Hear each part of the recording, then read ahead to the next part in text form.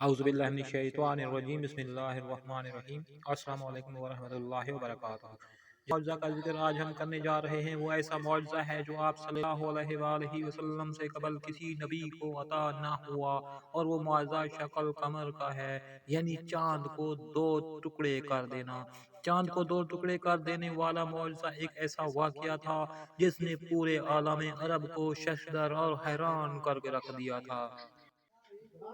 سرکار دو عالم صلی اللہ علیہ وآلہ وسلم اللہ تعالیٰ کے آخری نبی بن کر اس دنیا میں تشریف لائے۔ اللہ کریم نے جس طرح دیگر انبیاء کرام کو مختلف معجزات عطا فرمائے، اسی طرح سرکار دو عالم صلی اللہ علیہ وآلہ وسلم کی ذات کو سراپا معجزہ بنا کر دنیا میں بھیجا۔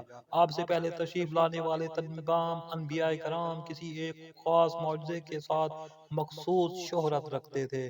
مثلا حضرت صالح علیہ السلام کی اونٹنی کا معجزہ، حضرت موسیٰ علیہ السلام کے عصا کا سانپ بن جانا، حضرت عیسیٰ علیہ السلام کا مردوں کو زندہ نہ۔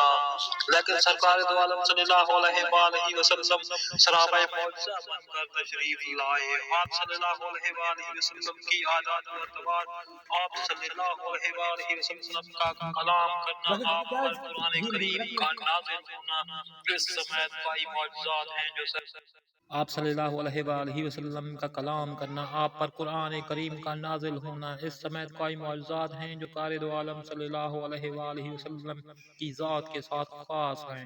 اگر یہ کہا جائے تو بے جانا ہوگا کہ تمام انبیاء کے معجزات کو سرکار دو عالم صلی اللہ علیہ وآلہ وسلم کی ذات میں جمع کر دیا گیا، لیکن جس معجزے کا ذکر آج ہم کرنے جا رہے ہیں وہ ایسا معجزہ ہے جو آپ صلی اللہ علیہ وآلہ وسلم سے قبل کسی کو عطا نہ ہوا، اور وہ معجزہ شکل قمر کا ہے، یعنی چاند کو دو ٹکڑے کر دینا۔ چاند کو دو ٹکڑے کر دینے والا معجزہ ایک ایسا واقعہ تھا جس نے پورے عالم عرب کو ششدر اور حیران کر کے رکھ دیا تھا۔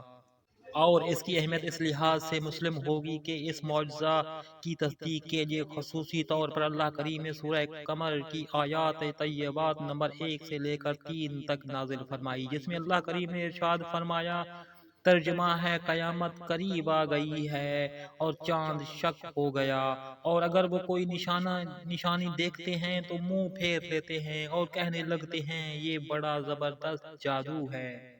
پارہ نمبر 27 اس صورت کا پس منظر تحریر کرتے ہوئے صاحب ضیاء القرآن جسٹس پیر محمد کرم شاہ الظاہری تحریر کرتے ہیں، کفار آئے روز ایسے معجزات کا مشاہدہ کرتے رہتے تھے جن کو دیکھنے کے بعد کوئی صلیب انسان حضور کی رسالت کا انکار نہیں کر سکتا تھا، لیکن عقل کے اندھے ان کو جادو کہہ کر ٹال دیا کرتے تھے۔ آخر کار ایک رات ان کی فرمائش پر شکل قمر کا معجزہ دکھایا گیا۔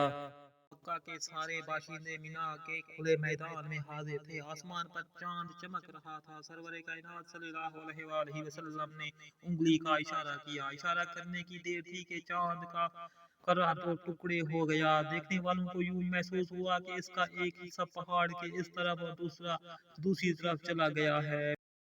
کفار یہ دیکھ کر تصویر حیرت بن گئے، ان کے پاس حضور کی رسالت کے انکار کا کوئی عذر باقی نہ رہا۔ ابو جہل بولا کہ بڑا زبردست جادوگر ہے، اس کا جادو آسمان پر بھی اثر کرتا ہے۔ ضیاء القرآن جلد 5۔ بعض لوگوں نے شکل قمر کی ان آیات طیبات کو قیامت کے وقوع کے ساتھ جوڑنے کی کوشش کی، اور انہوں نے اس کی تشریح و تفسیر میں یہ بیان کیا کہ دراصل یہ قیامت میں پیش آنے والا واقعہ ہے جس کی طرف قرآن کریم کے آیات میں اشارہ کیا گیا ہے۔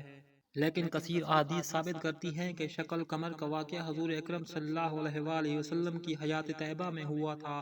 تفسیر ضیاء القرآن میں تفسیری قرطبی اور روح المعانی کے حوالے سے یہ بتایا گیا ہے کہ یہ واقعہ ہجرت سے 5 سال پہلے وقوع پذیر ہوا، اور پھر اپنی اس بات کی تصدیق میں کثیر الاحادیث طیبہ بھی ذکر فرمائیں۔ شک قمر کے واقعے کی تصدیق کرنے والے احادیث کو جلیل القدر صحابہ کرام نے روایت کیا ہے، جن میں سیدنا علی المرتضی رضی اللہ تعالی عنہ، حضرت ابن مسعود رضی اللہ تعالی عنہ، حضرت انس بن مالک رضی اللہ تعالی عنہ، جبیر بن معطم رضی اللہ تعالی عنہ، حضرت ابن عمر رضی اللہ تعالی عنہ، عبداللہ بن عباس رضی اللہ عنہ قابل ذکر ہیں۔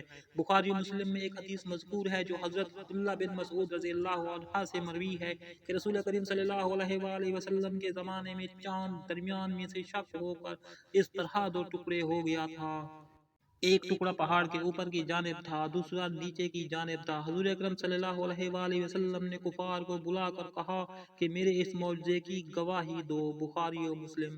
جبکہ یہ حدیث مشکوت شریف کی جلد پنجم میں بھی موجود ہے۔ نبی کریم صلی اللہ علیہ وآلہ وسلم کے دست مبارک سے چاند کے دو ٹکڑے ہو جانا ایک ایسا حقیقی واقعہ ہے جس کی صداقت میں کسی کو شک و شبہ کی کوئی گنجائش نہیں، اور ان کے واسطے سے بے شمار محدثین نے ان روایات کو نقل کیا ہے۔ علماء کرام کے نزدیک یہ صحیح روایت ہے اور تواتر کی حد تک پہنچی ہوئی ہے۔ اس کو بخاری و مسلم سمیت کئی جید محدثین نے اتنے زیادہ ترک سے نقل کیا ہے کہ اس میں کہیں سے بھی شک کا گزر نہیں۔ لیکن سب سے بڑی بات یہ کہ خود قرآن کریم نے اپنی آیات طیبات سے اس واقعے کی صداقت کی گواہی دے دی، کیونکہ اگر اس واقعے کو محض قیامت کی نشانیوں کے ساتھ جوڑ دیا جائے تو پھر وہ آیت ذکر کرنے کی ضرورت نہ رہتی جس میں کفار کی طرف سے کہا گیا تو یہ کھلا جادو ہے۔ ایک اور حدیث مبارکہ میں اس واقعے کا ذکر کچھ اس طرح ملتا ہے کہ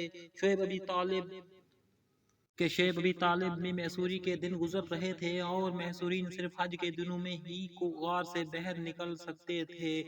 مکاتا کا دوسرا ساتھ چل رہا تھا اور حج کے ایام تھے۔ سرکار دو عالم صلی اللہ علیہ وآلہ وسلم اپنے صحابہ کرام کے ساتھ منع میں تشریف فرما تھے۔ آسمان پر چاند بھی پورے جوبن پر تھا۔ ابو جہل، ولید بن مغیرہ، عاص بن وائل وغیرہ نے اپنے دیگر ساتھیوں کو جمع کر کے رسول اللہ صلی اللہ علیہ وآلہ وسلم کے سامنے یہ سوال اٹھایا کہ اگر آپ سچے ہیں تو چاند کے دو ٹکڑے کر کے دکھائیں۔ سرکار دو عالم صلی اللہ علیہ وآلہ وسلم نے فرمایا کہ اگر میں ایسا کر دوں تو کیا تم ایمان لے آؤ گے؟ سب نے کہا کہ ہم ایمان لائیں گے۔ حضور اکرم صلی اللہ علیہ وآلہ وسلم نے اللہ تعالیٰ سے دعا فرمائی اور چاند کی طرف انگلی کر کے اشارہ کیا تو چاند کے دو ٹکڑے ہو گئے۔ چاند کا ایک ٹکڑا کوہ ہرا کے اوپر تھا اور دوسرا اس کے دامن میں تھا۔ آپ صلی اللہ علیہ وآلہ وسلم نے ہر کافر کو نام لے کر پکارا اور کہا اے فلاں بن فلاں گواہ رہنا، اے فلاں بن فلاں گواہ رہنا۔ سب لوگوں نے چاند کے ٹکڑے اچھی طرح دیکھ لیے۔ دو ٹکڑے ایک دوسرے سے اتنی دوری پر ہو گئے تھے کہ بیچ میں ہرا پہاڑ نظر آ رہا تھا، لیکن کفار نے اس پر کہا کہ یہ جادو ہے۔ ابو جہل نے کہا کہ اس معاملے کی مزید تحقیق کریں گے، اگر یہ جادو ہوا تو صرف ہم لوگوں پر ہی ہو سکتا ہے، جو لوگ یہاں پر موجود نہیں ہیں یا دوسرے شہروں اور ملکوں میں ان پر تو جادو نہیں ہو سکتا۔ چنانچہ دور دراز کے لوگ جب آئے اور ان سے چاند کے ٹکڑے ہونے کے حوالے سے پوچھا جاتا تو سب اقرار کرتے کہ ہم نے بھی چاند کے دو ٹکڑے ہوتے دیکھا ہے۔ صحابہ کرام رضوان اللہ علیہم اجمعین میں سے حضرت عبداللہ بن مسعود، حضرت حذیفہ اور حضرت جبیر بن معطم رضی اللہ تعالی عنہم اس کے عینی گواہ تھے جو موقع پر موجود تشریف فرما تھے۔ یہ روایت مسند احمد، بخاری و مسلم، ترمذی اور تفسیر ابن کثیر میں الفاظ کے معمولی رد و بدل کے ساتھ موجود ہے۔ کثیر صحیح احادیث کے باوجود بعض لوگ اس بات کا انکار کرتے ہیں اور یہ کہتے ہیں کہ یہ واقعہ کو قیامت کے وقت ظہور پذیر ہوگا۔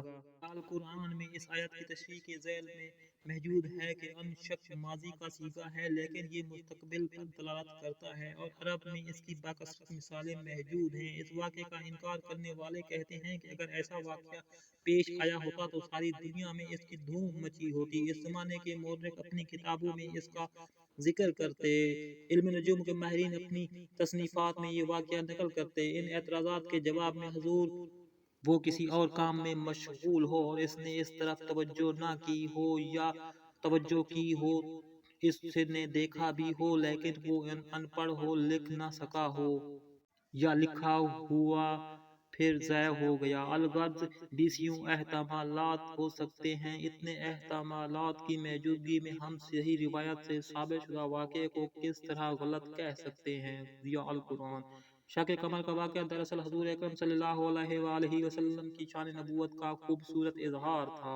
قمر کا واقعہ دراصل حضور اکرم صلی اللہ علیہ وآلہ وسلم کی شان نبوت کا خوبصورت اظہار کا اختیار محض زمین پر نہیں بلکہ آسمانوں پر بھی موجود چیزوں پر بھی چلتا ہے۔ تمام مخلوق آپ کے اشارے کی تابع ہے۔ آپ چاہیں چاند کو دو ٹکڑے کر دیں، پسند فرمائیں تو غروب ہوتا ہوا سورج واپس لے آئیں، آپ پسند فرمائیں تو اللہ آسمان سے بارش نازل کر دے، اور خواہش کریں تو اللہ تعالیٰ بارش واپس لے لے۔